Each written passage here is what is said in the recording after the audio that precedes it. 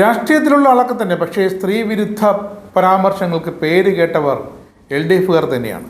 2011 ഏപ്രിലിൽ മലമ്പുഴയിലെ UDF സ്ഥാനാർത്ഥിയായിരുന്ന ലതിക സുഭാഷിനെതിരെ അന്തരിച്ച VS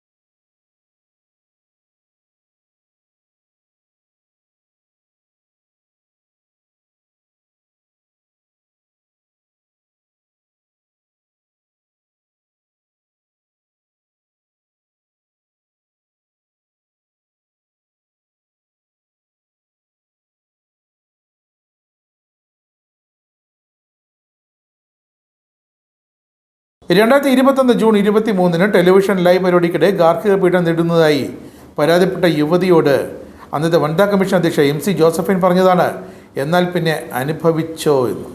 2022 March മാസം CPM സംസ്ഥാന സമിതിയിൽ സ്ത്രീകൾക്ക് 50% സംവരണം നൽകുമോ എന്ന മാധ്യമപ്രവർത്തകരുടെ ചോദ്യത്തിന് കോടിയേരി ബാലകൃഷ്ണൻ നൽകിയ മറുപടി, നിങ്ങൾ ഈ പാർട്ടിയെ തകർക്കാനാണോ ഉദ്ദേശിക്കുന്നത്?